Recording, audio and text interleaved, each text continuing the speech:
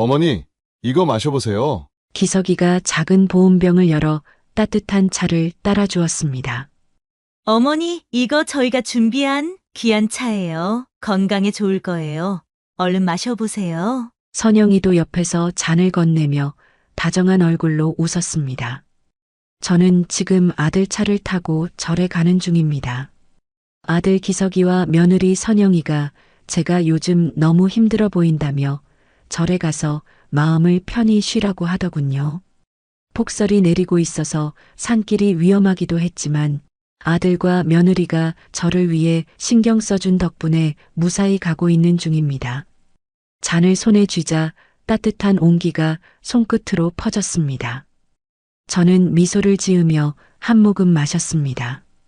따뜻한 차가 목을 타고 천천히 내려갔습니다. 몸이 조금씩 녹는 기분이 들었습니다. 어때요, 어머니? 몸이 좀 따뜻해지죠? 기석이가 제 얼굴을 살피며 물었습니다. 저는 가만히 고개를 끄덕였습니다. 그래, 따뜻하구나. 그런데 이상했습니다. 몸이 점점 나른해졌습니다. 눈꺼풀이 무겁게 내려앉는 느낌이 들었습니다. 너무 졸립구나. 말을 하면서도 스스로 놀랄 정도였습니다. 저는 손에 쥐고 있던 잔을 내려놓으려 했습니다. 그런데 손끝에 힘이 빠졌는지 잔이 미끄러지듯 흘러내렸습니다. 저는 그렇게 차에서 잠이 들었습니다. 그때였습니다. 괜찮으십니까? 정신 차리세요. 여기서 주무시면 위험합니다. 정신 차리세요. 여기서 이렇게 주무시면 죽을 수 있어요. 다급한 목소리가 들려왔습니다. 희미하게 감겨있던 눈을 간신히 떴지만 주변은 온통 깜깜했습니다. 싸늘한 바람이 피부를 찌를 듯 스며들었고 몸을 움직이려 했지만 꿈쩍도 하지 않았습니다. 제 몸의 반 이상이 차디찬 눈에 파묻혀 있었습니다. 손끝은 얼어붙어 감각이 사라졌고 입술은 바짝 말라붙어 있었습니다. 눈앞에 흐릿한 불빛이 어른거렸습니다. 한 사람이 서 있었습니다. 가사를 걸친 스님이었습니다. 그는 제 앞에 무릎을 꿇고 다급하게 손을 뻗어 제 몸에 쌓인 눈을 걷어냈습니다. 조금만 참으십시오. 금방 꺼내드리겠습니다. 스님은 두 손으로 부드럽지만 재빠르게 제 몸을 덮고 있던 눈을 치우기 시작했습니다. 손끝이 눈 속에 닿자 얼음장 같은 한기가 뼛속까지 파고들었습니다. 저도 모르게 신음이 새어나왔습니다. 힘을 내십시오. 여기서 오래 있으면 더 위험합니다. 스님의 목소리는 차분했지만 단호했습니다. 그는 제 팔을 단단히 붙잡고 눈 속에서 조심스럽게 끌어올렸습니다. 하지만 오랜 시간 얼어붙어 있던 몸이 제대로 말을 듣지 않았습니다. 저는 발을 헛디디며 앞으로 고꾸라질 뻔했습니다. 조심하십시오. 스님이 재빨리 저를 부축했습니다. 그의 손길이 따뜻했습니다. 제가 부축하겠습니다. 절이 멀지 않으니 조금만 힘을 내십시오. 저는 힘겹게 고개를 끄덕였습니다. 하지만 한 걸음을 내딛는 것조차 힘들었습니다. 다리가 휘청거렸고 온몸이 저릿했습니다. 천천히 가면 됩니다. 절이 가깝습니다. 가면 따뜻한 곳에서 몸을 녹일 수 있습니다. 조금만 힘내세요. 스님은 제 팔을 단단히 잡은 채 천천히 걸음을 옮겼습니다. 한 발 한 발 내디딜 때마다 발끝이 시리고 아팠지만 이대로 멈추면 다시 눈 속으로 쓰러질 것 같았습니다. 얼마나 걸었을까요? 멀리서 희미한 불빛이 보였습니다. 흔들리는 등불이 절 마당을 비추고 있었습니다. 따뜻한 기운이 느껴지는 듯 했습니다. 스님이 걸음을 멈추고 조용히 말했습니다. 조금만 더 가면 됩니다. 이제 안전합니다. 그 말을 듣는 순간 저는 마지막 남은 힘을 다해 발을 내디뎠습니다. 그렇게 저는 살아서 절까지 도착할 수 있었습니다. 저는 따뜻한 방 안에 앉아 있었지만 몸 깊숙이 스며든 냉기가 좀처럼 가시질 않았습니다. 살기 위해 이를 악물고 걸었지만 몸보다 더 얼어붙은 것은 제 마음이었습니다. 아들과 며느리가 저를 죽이려 했습니다. 스님은 제 이야기를 듣고 놀란 듯이 물었습니다. 어찌 그렇게 생각하십니까? 저는 깊은 한숨을 내쉬며 떨리는 목소리로 말을 이었습니다. 아들과 며느리는 몇 달 전까지만 해도 제게 돈을 요구했습니다. 아들은 병원 경영이 어렵다고 했고, 며느리는 생활비가 부족하다며 끊임없이 돈을 달라고 했어요. 처음에는 도와주고 싶었습니다. 그래도 내 자식이니까요. 저는 손을 꼭 움켜쥐었습니다. 하지만 계속해서 손을 벌리더군요. 끝도 없이요. 아무리 줘도 만족하지 않았습니다. 결국 저는 그만하라고 했습니다. 제 재산도 제 노후도 생각해야 했고, 아들이 언제까지 제 그늘 안에서 살게 하기 싫었거든요. 그렇게 말한 후 크게 싸웠습니다. 그래서 몇 달 동안 사이가 틀어졌고 연락도 끊겼습니다. 서로 얼굴도 보지 않았어요. 스님은 조용히 제 말을 듣고 있었습니다. 그런데 어제 갑자기 연락이 왔습니다. 절에 가자고 하더군요. 처음에는 믿을 수가 없었어요. 하지만 그 애들이 무엇이 소중한지 깨달았나 싶었습니다. 이제야 정신을 차렸구나. 그렇게 생각하고 다행이라 여겼습니다. 저는 목이 메어 말을 잠시 멈추었습니다.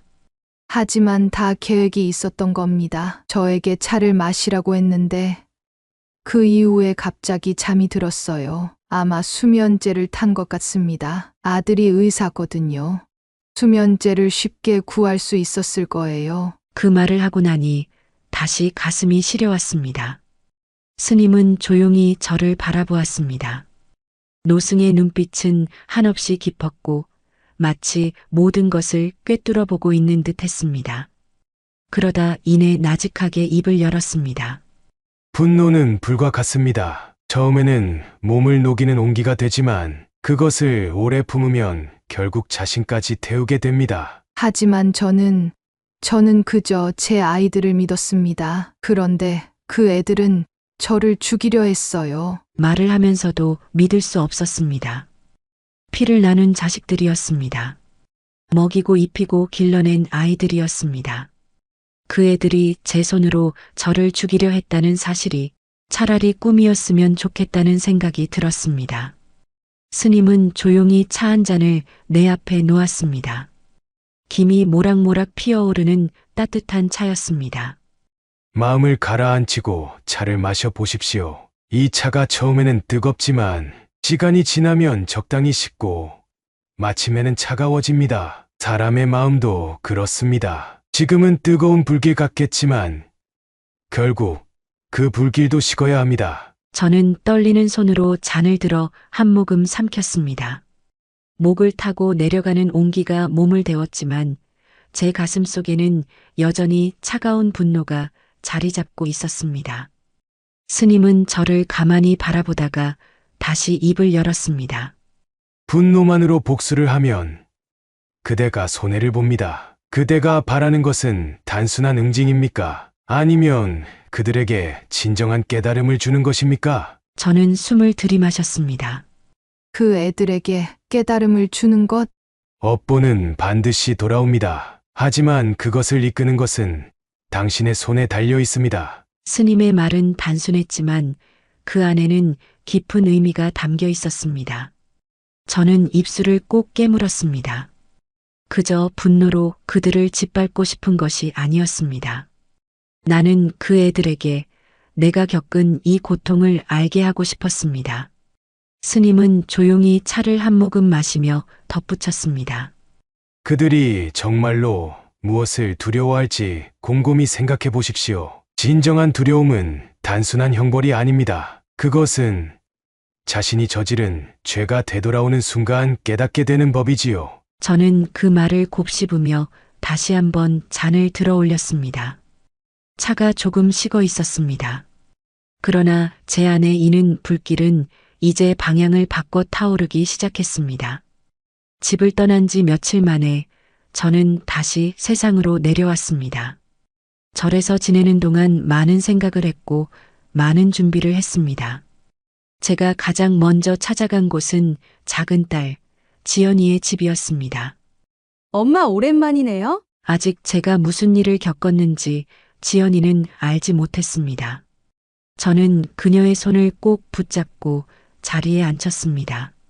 지연아, 침착하게 들어야 한다. 조용히 말을 시작하자 지연이의 표정이 점점 어두워졌습니다.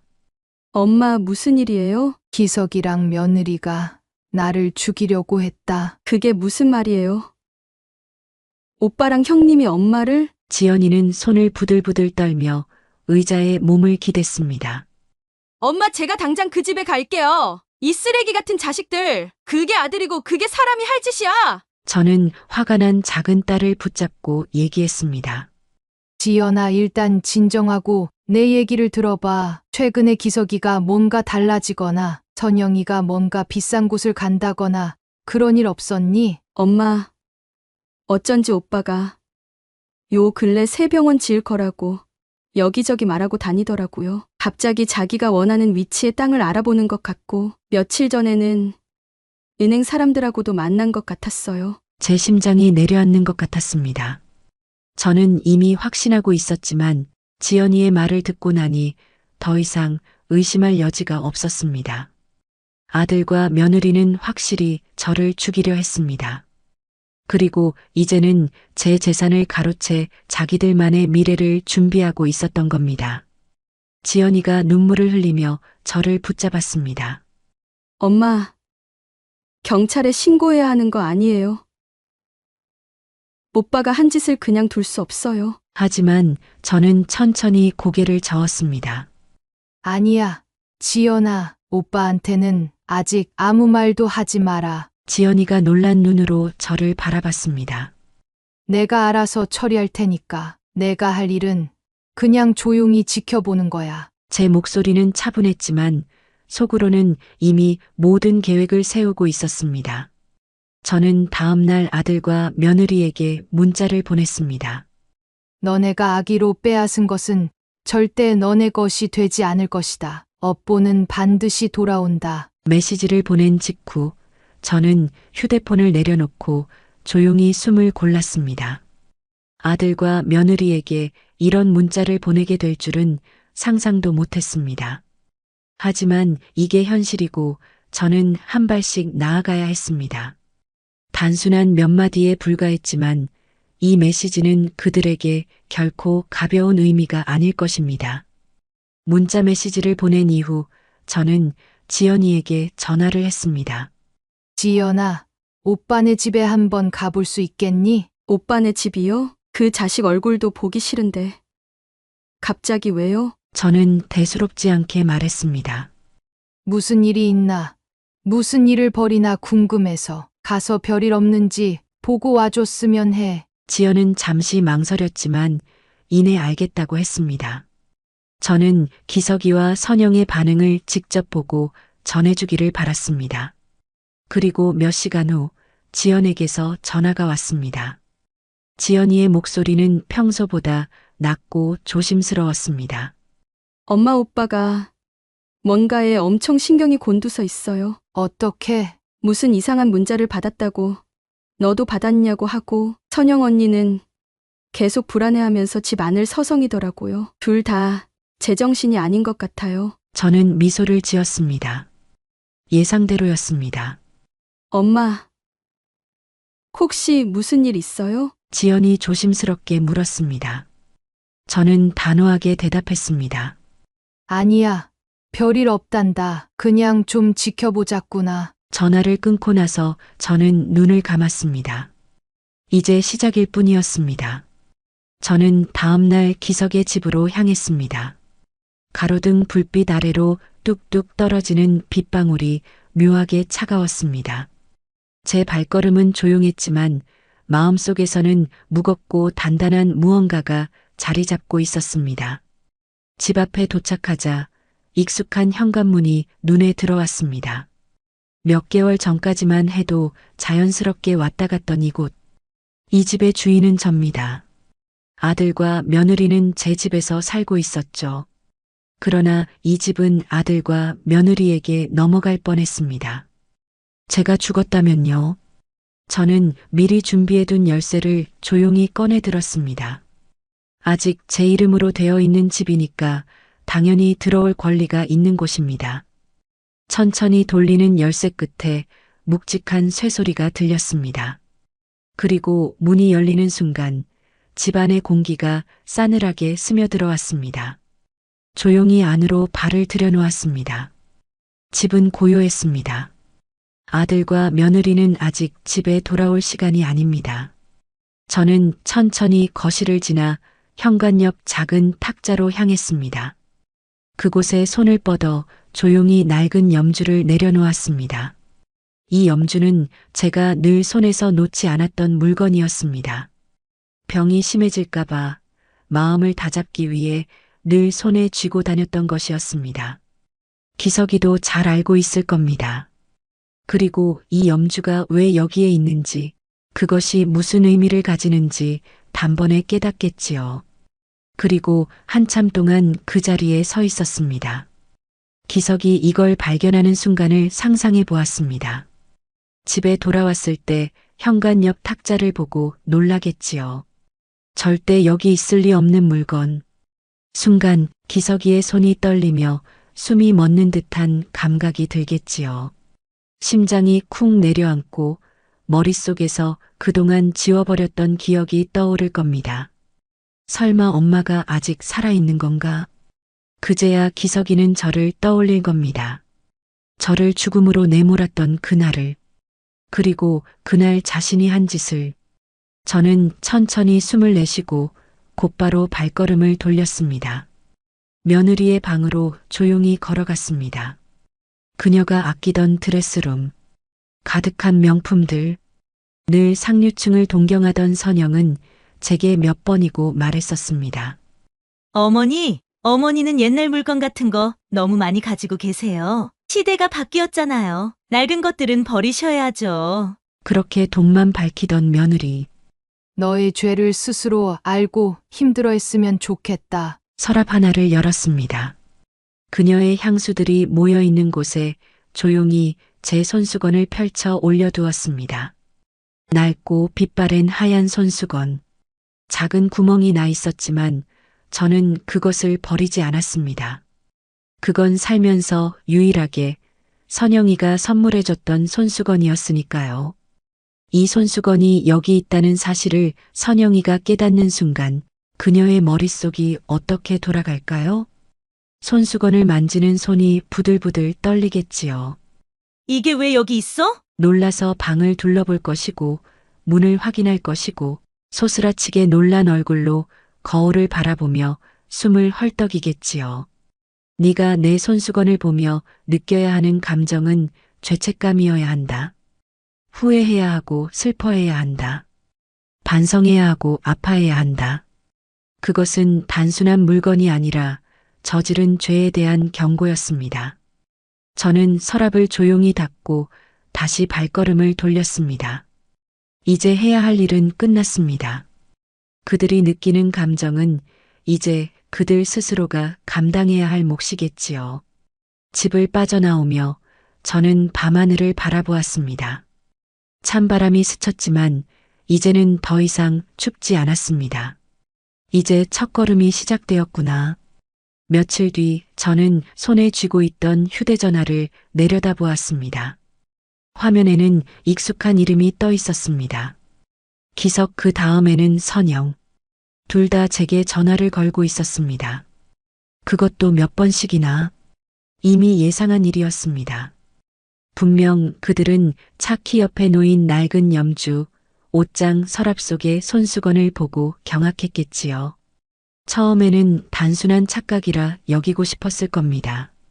이게 왜 여기 있지? 엄마 물건이 왜 여기에 있어? 그러다 차츰 차가운 불안이 엄습했을 겁니다. 설마 엄마가... 그들은 믿고 싶지 않았을 겁니다. 그럴 리가 없다고, 이미 끝난 일이라고 그렇게 스스로 되뇌었겠지요. 하지만 흔적은 분명히 그들 앞에 있었습니다.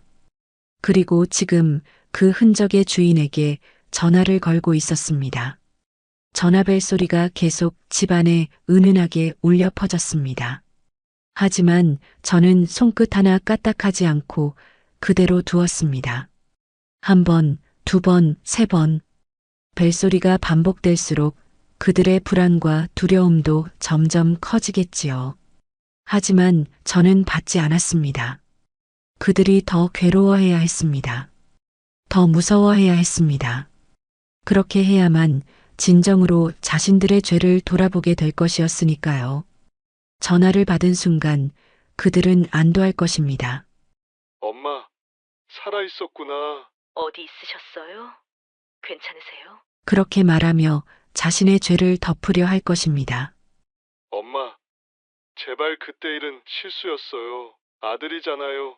제발. 하지만 지금 그들에게 필요한 것은 안도가 아니라 공포입니다. 그래서 저는 전화가 끊길 때까지 가만히 두었습니다. 다시 걸려오는 전화도 받지 않았습니다. 그들이 저를 찾아 헤매고 수없이 고민하고 밤잠을 설치며 두려움에 떨도록. 저는 그날 이후로 계속 호텔에서 지냈습니다. 아들과 며느리가 저희 집에 찾아올 게 뻔했습니다. 그때 제가 집에 있으면 안 되니까요. 그렇게 며칠이 지났습니다. 저는 조용히 휴대전화를 들어 작은 딸, 지연에게 전화를 걸었습니다. 엄마, 무슨 일 있어요? 그녀의 다소 놀란 목소리가 들렸습니다. 지연아, 아마 지금 기석이와 선영이가 제정신이 아닐 거다. 한번 가서 그 둘을 보고 와줄래? 그리고 나에게 상황을 전해줘. 지연은 짧은 침묵 끝에 대답했습니다. 알겠어요, 엄마. 오빠네 집에 가볼게요. 통화를 마친 후 저는 휴대전화를 조용히 내려놓았습니다. 저녁이 되어서야 지연이에게서 전화가 걸려왔습니다. 저는 조용히 숨을 고르고 전화를 받았습니다. 엄마, 지연이의 목소리는 조심스러웠습니다. 마치 무언가를 주저하는 듯한 기색이 느껴졌습니다. 다녀왔어? 제가 묻자 지연이는 한숨을 쉬며 말했습니다. 엄마. 오빠랑 형님, 얼굴이 엉망이야. 엉망이라니? 말 그대로야. 두 사람 다 제대로 씻지도 않은 것 같고 눈 밑이 시커멓게 내려앉았어. 형님은 집 안에서도 계속 주변을 두리번거리고 오빠는 신경이 예민해져서 짜증만 내. 밥도 제대로 못 먹은 것 같아. 거실 테이블에 배달 음식이 몇 개 놓여 있긴 했는데 반 이상이 손도 안 대고 그대로 있더라. 지연이의 목소리에는 놀람과 동시에 약간의 두려움이 서려 있었습니다. 그럴 만도 했지요. 아들과 며느리는 지금 제 존재 자체를 의심하고 있을 테니까요. 형님은 계속 핸드폰만 만지작거리고 오빠는 집 안을 왔다 갔다 하면서 문도 여러 번 잠가봤어. 뭔가 이상한 느낌이 드는지 계속 신경을 곤두세우고 있더라고. 아들과 며느리는 예상대로 점점 무너지고 있었습니다. 저는 그들의 불안과 공포를 하나씩 쌓아 올리고 있었고 그들은 제 손으로 만든 어둠 속에서 허우적대고 있었지요. 엄마, 지연이의 목소리가 다시 조심스러워졌습니다. 엄마가 무슨 일을 하고 있는 거야? 오빠랑 형님이 엄마가 살아있다고 생각하는 것 같아. 엄마 정말 괜찮은 거지? 저는 한순간 말을 멈추었습니다. 지연이는 아무것도 모르고 있었습니다. 저는 그녀를 불안하게 만들고 싶지 않았습니다. 엄마 괜찮아. 지연아, 조용하면서도 단호한 목소리로 말했습니다. 조금만 기다려줘. 모든 걸 끝낼 때까지. 지연은 더 묻지 않았습니다. 그녀도 직감적으로 알았겠지요. 제가 무언가를 준비하고 있다는 것을, 그리고 그 끝이 어떻게 될지를. 엄마, 조심해. 지연이 마지막으로 그렇게 말하곤 전화를 끊었습니다. 저는 휴대전화를 내려놓고 천천히 눈을 감았습니다. 며칠 뒤 저는 천천히 휴대폰을 들어 제 재산을 관리해주는 변호사님께 전화를 걸었습니다. 신호음이 몇 번 울리고 나서 익숙한 목소리가 들려왔습니다. 여보세요. 하 여사님, 오랜만입니다. 변호사님, 오랜만이에요. 저는 깊이 숨을 들이마셨다가 내쉬었습니다. 중요한 일이 있어서 연락드렸어요. 무슨 일이신지요? 제 자식들이 저를 죽이려 했어요. 그리고 제 재산을 가로채려고 했습니다. 잠시 정적이 흘렀습니다.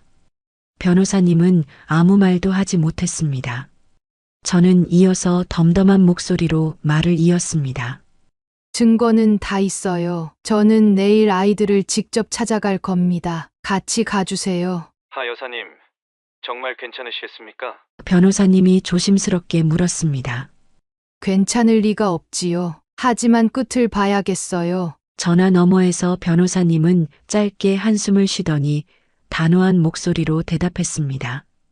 알겠습니다. 제가 함께 가겠습니다. 다음 날 저는 변호사님과 함께 아이들이 있는 곳을 찾아갔습니다. 저는 한 걸음 한 걸음 천천히 거실로 들어섰습니다. 여전히 아들과 며느리는 저를 믿을 수 없다는 표정으로 바라보고 있었습니다. 엄마. 엄마 맞아요? 아들이 더듬거리며 말했습니다. 얼굴은 이미 피가 싹 가신 듯 창백했고 손끝이 미세하게 떨리고 있었습니다. 어머니, 며느리는 입을 틀어막은 채 뒷걸음질을 쳤습니다. 이게 어떻게 된 거예요? 어머니가 그녀의 눈이 허공을 헤매다 이내 마루에 주저앉았습니다. 그래, 너희들 눈엔 내가 죽었어야 했겠지. 저는 차분하게 말을 이어갔습니다. 그런데 어쩌니? 나는 이렇게 살아있구나. 아들은 여전히 멍하니 저를 바라보더니 이내 정신이 들었는지 허겁지겁 무릎을 꿇었습니다. 엄마. 엄마. 그는 바닥을 짚고 기어오듯 제 발치로 다가와 두 손을 모았습니다. 엄마. 제발 한 번만 용서해 주세요. 제가 미쳤었어요. 한순간 욕심에 눈이 멀었어요. 엄마를 그렇게 버려두고 저는 진짜 죽어버리고 싶을 만큼 후회하고 있어요. 그의 어깨가 격하게 들썩였습니다. 눈물과 콧물이 뒤섞인 얼굴로 제 앞에 엎드려 이마가 마룻바닥에 닿을 정도로 깊이 머리를 조아렸습니다. 며느리도 곧 따라 무릎을 꿇었습니다. 어머니 저도 정말 잘못했어요. 그녀는 흐느껴 울며 제 옷자락을 붙잡았습니다. 어머니, 정말 그럴 생각은 아니었어요. 정말이에요. 저는 그저 기석이가 너무 힘들어해서 그 병원도 안 될 것 같다고 해서 저도 그때는 너무 불안했어요. 그래서 그녀는 말을 잇지 못하고 엉엉 울어버렸습니다. 아들은 여전히 고개를 숙인 채 계속 울고 있었습니다. 엄마. 정말 다시는 그러지 않을게요. 엄마를 다시는 그렇게 만들지 않을게요. 그의 손이 제 바짓가랑이를 붙잡았습니다. 제발 한 번만, 단 한 번만 더 기회를 주세요. 엄마, 눈물이 바닥에 후두둑 떨어졌습니다. 우리가 다 잘못했어요. 너무 늦었지만 제발 기회를 주세요. 어머니, 그들은 온몸으로 후회하며 절박하게 매달렸습니다. 그러나 저는 아무 말 없이 그들을 내려다보았습니다. 이들이 흘리는 눈물이 진짜 후회의 눈물일까요? 아니면 이제 모든 걸 잃을까 두려운 자들의 눈물일까요? 저는 깊이 숨을 들이마시고 천천히 내쉬었습니다. 눈물을 흘리며 애원하는 모습은 처참하기까지 했습니다. 그녀의 얼굴은 이미 눈물범벅이 되어 있었고 목소리는 떨리고 있었습니다. 하지만 저는 그들을 바라보며 아무런 감정도 느껴지지 않았습니다. 이제 와서 울면 뭐해? 제 목소리는 차갑게 가라앉아 있었습니다. 두 사람은 더 크게 흐느끼며 절박한 얼굴로 저를 쳐다보았습니다. 이제 와서 매달리면 뭐가 달라져? 니네가 내게 했던 짓을 한 번이라도 생각해 본 적은 있어? 기석은 말없이 고개를 숙였고 선영이는 더 큰 소리로 울기 시작했습니다. 마치 저를 향한 후회의 눈물이 아니라 자신의 처지가 비참해서 우는 것 같았습니다. 저는 깊은 한숨을 쉬었습니다. 기회는 이미 다 줬어. 너네가 돈을 탐내기 전에, 나를 죽이려고 마음 먹기 전에 얼마든지 기회는 있었어. 그때 한 번이라도 생각해 봤어야지. 기석은 제 발을 붙잡으며 애원했습니다. 어머니, 저희가 정말 잘못했어요. 제발 한 번만. 하지만 저는 가볍게 발을 빼내며 내려다보았습니다. 너네가 나를 죽이려고 했을 때 나도 똑같이 빌어볼 걸 그랬네. 제발 살려줘라 하고 말이야. 그랬다면 그래도 넌 나를 살려줬을까? 기석은 아무 말도 하지 못했습니다. 선영이도 더 이상 변명할 수 없었습니다. 저는 조용히 고개를 저었습니다. 이젠 끝이야. 이제 와서 후회한다고 해서 너희가 한 짓이 사라지는 건 아니니까. 그 말을 끝으로 저는 더 이상 그들을 바라보지 않았습니다. 저는 다음 날 곧바로 변호사님을 찾아갔습니다. 오래전부터 준비해둔 일이었지만 드디어 실행에 옮길 때가 온 것이었죠. 변호사님, 제 병원, 제 재산을 되찾아야겠습니다. 변호사님은 조용히 고개를 끄덕이며 준비해둔 서류들을 꺼내 보였습니다. 기석이가 내 이름을 지우고 자기 이름을 올려놓았던 병원. 하지만 그 병원은 원래부터 제 돈으로 세운 곳이었습니다. 서류 작업은 순조로웠습니다. 법적으로 모든 권한이 제게 있는 만큼 절차만 따르면 되는 일이었으니까요. 그날 저녁 기석에게서 전화가 왔습니다. 수차례 울리던 벨소리를 저는 잠시 바라보았습니다. 그리고 아주 천천히 전화를 받았습니다. 엄마, 제발 이건 아니잖아. 그 아이의 목소리는 이미 절박하게 떨리고 있었습니다. 하지만 저는 그저 조용히 들을 뿐이었습니다. 엄마가 병원 없애면 난 끝이에요. 살려주세요. 병원 없으면 저 진짜 죽어요. 저는 차분히 말을 꺼냈습니다. 기서가, 넌 내 돈으로 병원을 세웠고 내 돈으로 내 이름을 걸었지. 그러니 다시 내 것으로 돌려놓는 게 당연하지 않겠니? 기석이는 말없이 흐느끼기만 했습니다. 하지만 저는 멈추지 않았습니다. 이제야 그 아이가 했던 일들을 하나씩 바로잡을 시간이었습니다. 저는 변호사님을 통해 기석이 했던 불법적인 일들을 하나하나 조사해 두었습니다. 그 아이가 병원 자금을 유용했던 흔적들, 조작된 서류들, 허위 진료 기록들, 그리고 저를 죽이려고 수면제를 불법으로 과다 처방한 사실까지. 저는 숨을 깊이 들이마셨습니다. 기서가, 이제부터는 내가 해왔던 일들이 너를 올가매기 시작할 거야. 전화를 붙잡고 있던 기석의 손이 떨리는 소리가 들리는 듯 했습니다. 기석이가 흔들리면 선영이도 무너질 수밖에 없었습니다. 그 아이는 그동안 제게 받은 돈으로 명품을 사고 사교 모임을 다니며 사람들을 사들이듯 인맥을 만들고 살았지요. 하지만 돈이 사라지는 순간 그 아이의 모든 것이 함께 사라졌습니다. 선영이가 사용하던 카드들은 모두 정지되었습니다. 매달 제 계좌에서 빠져나가던 생활비도 이제는 끊겼지요. 그 아이는 여태껏 당연하게 여기던 것들이 사실은 당연한 것이 아니었다는 걸 이제야 깨달았을 겁니다. 그날 저녁 전화가 걸려왔습니다. 휴대폰 화면에 선영이라는 이름이 떠 있었습니다. 저는 화면을 가만히 바라보았습니다. 전화를 받을 필요가 있을까? 이제 와서 무슨 말을 하려는 걸까? 하지만 저는 천천히 통화 버튼을 눌렀습니다. 어머니 저예요. 선영이에요. 저 정말 다 잘못했어요. 제발 살려주세요. 그 아이의 목소리는 떨리고 있었습니다. 울고 있었는지 숨소리가 흐트러져 있었고 말을 잇기도 어려워 보였습니다. 하지만 저는 담담하게 말했습니다. 내가 내 돈으로 살았다는 걸 이제야 알겠니? 그런데도 날 죽이려 들었니? 선영이는 더욱 흐느꼈습니다. 어머니, 정말 죄송해요. 정말 한 번만 기회를 주세요. 저는 차분히 말을 이었습니다. 난 너에게서 빼앗지 않았어. 단지 원래 내 것이 아니었던 걸 제자리로 돌려놓았을 뿐이다. 전화기 너머로 선영이의 통곡이 들렸습니다. 그 아이는 이제야 알았겠지요. 그동안 자신이 얼마나 쉽게 살아왔고 그 삶이 누구의 덕분이었는지. 하지만 저는 여전히 조용히 있었습니다. 깨달음은 누군가가 주는 것이 아니라 스스로 얻어야 하는 것이니까요. 그 이후 저는 아들과 며느리와 연을 끊었습니다. 처음 며칠 동안은 아들과 며느리 모두 계속 전화를 걸어댔습니다.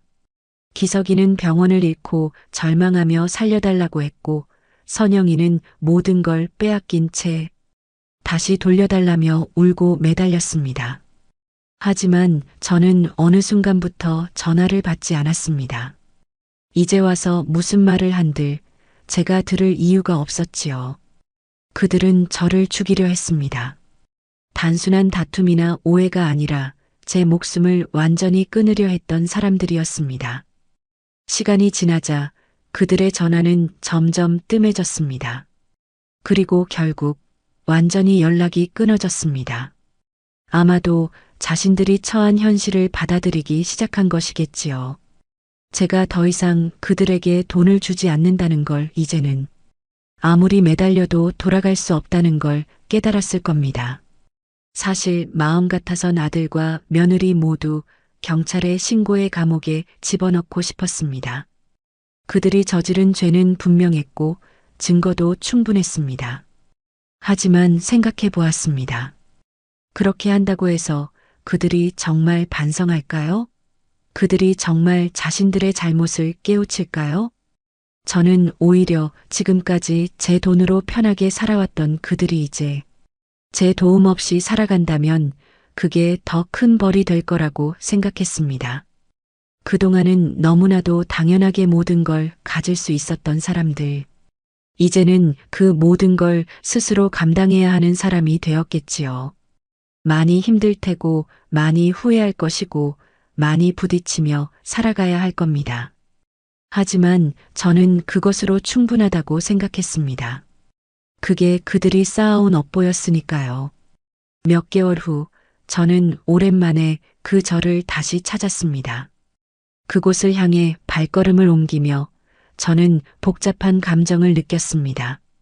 다시는 돌아오고 싶지 않은 곳이었지만 저에게 새로운 깨달음을 준 법편, 스님을 만나 감사 인사를 전하고 싶었습니다. 절의 마당으로 들어서던 순간 저는 예상치 못한 광경을 마주했습니다. 기석과 선영, 두 사람은 그곳에 있었습니다. 예전처럼 단정한 옷차림도 기세등등한 표정도 없었습니다. 그들의 얼굴은 초췌했고 눈가에는 깊은 어둠이 내려앉아 있었습니다. 기석은 저를 발견하자 움찔하며 시선을 피했습니다. 선영도 무언가 말하려다 결국 입을 다물었습니다. 저는 아무 말도 하지 않았습니다. 그저 그들을 흘끗 바라본 후 아무렇지도 않게 지나쳐 절 안으로 들어갔습니다. 내가 무슨 말을 한들 그것이 무슨 의미가 있겠습니까? 법당 안에서 법현 스님을 다시 마주하니 그날 밤 저를 구해주던 순간이 떠올랐습니다. 눈 속에서 저를 꺼내며 조용히 중얼거리던 그 말들이. 저는 스님께 조용히 인사드렸습니다. 오랜만입니다, 스님. 스님은 여전히 온화한 미소로 저를 맞이했습니다. 다시 오셨군요. 저는 차분한 목소리로 말을 이었습니다. 그날 저를 구해 주신 것, 그리고 저에게 가르침을 주신 것이제야 깊이 감사드리고 싶어서 왔습니다. 스님은 잠시 저를 바라보시더니 고개를 끄덕였습니다. 그리고 차분하게 입을 열었습니다. 그들이 스스로 절에서 머물며 일손을 돕고 있습니다. 그 순간 제 손이 잠시 떨렸습니다. 그러나 저는 아무 대답도 하지 않았습니다. 며칠이 지나 절의 마당을 지나가던 저는 또다시 그들을 보게 되었습니다. 기석은 허리를 숙이고 마당을 쓸고 있었습니다. 선영은 텃밭에서 직접 채소를 따고 있었습니다. 예전 같았으면 손에 먼지 하나 묻히는 것조차 싫어하던 아이들이었습니다. 특히 선영은 명품을 걸치고 우아하게 사교 모임을 다니던 사람이었지요. 그런 그녀가 흙 묻은 손으로 조심스럽게 채소를 따고 있는 모습을 보니 기분이 묘했습니다. 저는 조용히 법현 스님께 물었습니다. 왜 저러고 있습니까? 스님은 미소를 머금고 조용히 대답하셨습니다. 그들이 원해서 하는 일입니다. 그리고 잠시 침묵이 흐른 뒤 스님은 조용하지만 단호한 목소리로 덧붙였습니다. 아마 자신들이 한 죄를 뉘우치기 위해서가 아닐까요? 저는 대꾸하지 않았습니다. 그저 그 모습을 조용히 지켜볼 뿐이었습니다. 며칠 뒤, 절 마당의 공기가 유난히 차갑게 느껴졌습니다. 저는 방 안에서 명상을 하며 조용히 앉아 있었습니다. 그런데 문 밖에서 인기척이 들렸습니다. 어머니, 낮고 떨리는 목소리였습니다. 문을 열고 밖을 내다보니 선영이가 절 문 앞에 조용히 무릎을 꿇고 있었습니다. 그녀의 얼굴은 초췌했고 얇은 옷차림으로 한기가 스며드는 땅 위에 앉아 있었습니다. 저는 평생을 잘못 살았습니다. 선영이 울먹이며 입을 열었습니다. 돈이 전부인 줄 알았어요. 돈이 없으면 아무것도 할 수 없는 줄 알았어요. 하지만 제가 돈 때문에 어떤 짓을 했는지 이제야 알았습니다. 그녀의 눈물이 차가운 바닥을 적셨습니다. 저는 아무 말도 하지 않았습니다. 여전히 제 안에는 그녀를 용서할 마음이 없었습니다. 하지만 그녀의 모습이 너무도 초라해서 그저 바라보기만 했습니다. 그때 뒤쪽에서 조용한 목소리가 들려왔습니다. 어머니, 기석이었습니다. 그 아이도 선영의 곁에 무릎을 꿇었습니다. 멀리서 희미한 달빛이 그의 얼굴을 비추고 있었는데 오랜만에 본 그의 모습은 저보다 더 늙어 보이듯이 초췌했습니다. 저는 죽어도 용서받을 수 없는 놈입니다. 그런데도 어머니께서 저를 살려주셨잖아요. 감사합니다. 그 순간 저는 기석의 손을 보았습니다.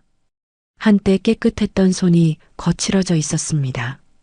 예전처럼 반지나 시계 같은 것들은 보이지 않았고 손끝은 닳아 있었습니다. 저는 긴 침묵 끝에 처음으로 입을 열었습니다. 돈 없이 사는 건 어때? 두 아이는 아무 말 없이 저를 바라보았습니다. 이제 너네가 가진 건 아무것도 없는데 후회되지 않아? 기석과 선영은 동시에 고개를 저었습니다. 아니려, 오히려 이제야 편안합니다. 그 말을 들은 저는 천천히 눈을 감았다 떴습니다. 그리고 그 둘을 조용히 바라봤습니다. 기석과 선영은 제 앞에서 한참 동안 무릎을 꿇고 있었습니다. 더 이상 용서를 빌지도 않았습니다. 그저 고개를 숙인 채 긴 시간을 그렇게 있었습니다. 마당에는 차가운 바람이 불었고 나뭇잎이 흔들리는 소리만 들렸습니다. 법현 스님께서 제 곁으로 다가와 조용히 말씀하셨습니다. 업보는 결국 스스로의 깨달음으로 이어지는 법이지요. 저는 눈을 감았습니다. 긴 시간 동안 가슴을 짓누르던 무언가가 천천히 사라지는 느낌이었습니다. 그리고 마지막으로 아주 작게 숨을 내쉬었습니다. 여러분, 오늘의 이야기는 어떠셨나요? 누군가는 아들과 며느리를 감옥에 보내야 한다고 생각하실 겁니다. 또 누군가는 어머니의 선택에 공감하실 수도 있겠죠. 여러분의 의견이 궁금합니다. 댓글로 여러분의 생각을 남겨주세요.